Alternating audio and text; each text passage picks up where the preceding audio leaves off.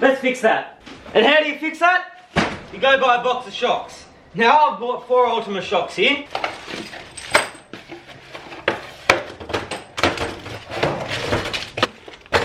Now 4 new shockies aren't the only thing that's happening to the old girl. We're going to knock up some extended shackles and try and get her sitting a bit higher. Now these Ultima shockies, well, they're designed for a 2-inch lift. And that's because we've made up some 2-inch extended shackles. Now these custom shackles I've made are out of 6mm steel and are about double as long as factory.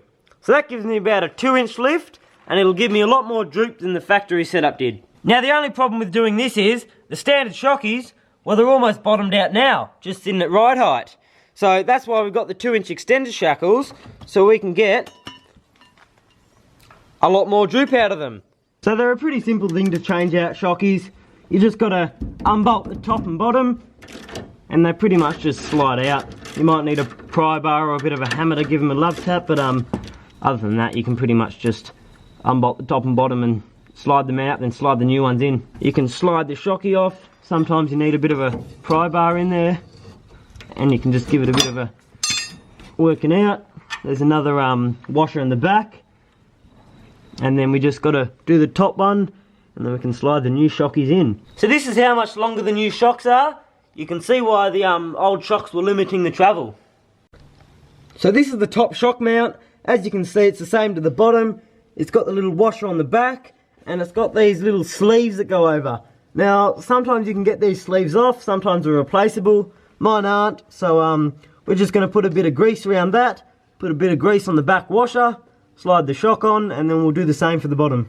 Now, an important thing to do in replacing your shocks is just to sit them upright like this and bleed them. So you just want to push it down until it hits, let it come back up again, and just do it a few times until the shocks just aren't getting any harder.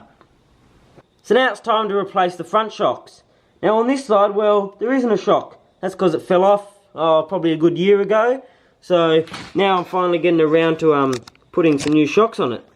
Now the Ultima kit's pretty good, comes with most of the hardware you need. There's a few things that I don't need or don't actually work. This bottom nut's an M10, it's an M12 on the car. These 2 inserts, we don't need them.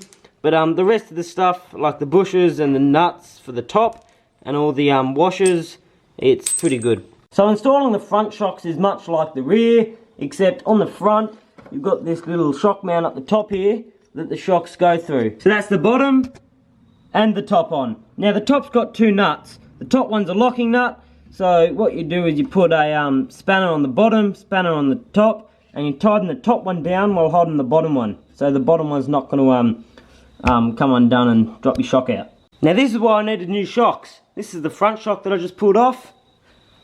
Goes down, doesn't come back up. Comes up, doesn't do anything. I'd call that fixed. So now that we've sorted the shocks out, we've got to make some new shackles. So that's all that's left from doing the back shackles. I made them a bit longer than I was going to, so I didn't have quite enough material. But that there's enough to make 1 shackle, so that's what we're going to do today. So I'm going to make the front shackles the same size as the back. Now that's 190mm for the shackle, and then 150mm between each hole.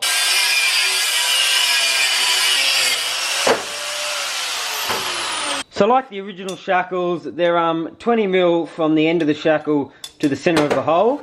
So we want to replicate that in these new ones and go 20mm from the end and put a mark 20mm in, and then it's 40mm wide material, so I want to put a mark that's in the centre.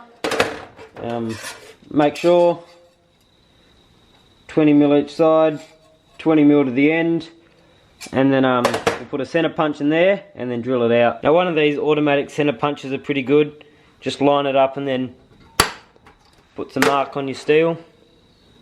So now what I'm going to do is put a little tack weld on each corner, just so when we start drilling into it, the holes are exactly lined up with each other on each side of the shackle, and it just makes it so much easier and so much more precise.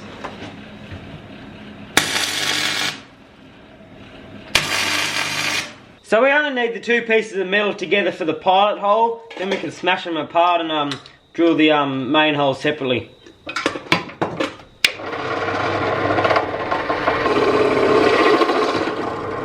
So to put these new shackles on, we have to take the old ones off. Now I just like to crack the bolts while the car's on the ground, and then I can jack the car up and take the shackle off fully. So now I've got to tap these pins out of the old one. Sometimes I come out with just a few taps, sometimes you need a bit of heat on them.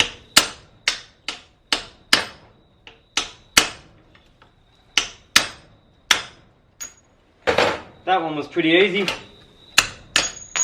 Now the reason they have to get smacked in is because they've got like little ridges in there, and they just kind of bend themselves in the metal, which stops it from spinning. That's why you don't have to hold a spanner on the back of it to stop it spinning when taking them off.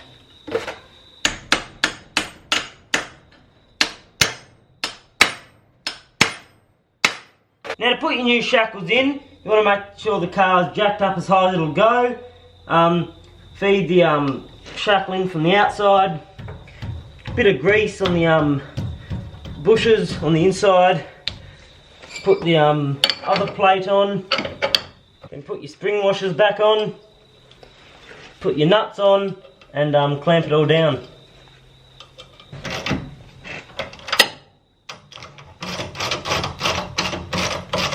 How good does this thing look now? Big shackles, lifted. Don't think you can get better than this.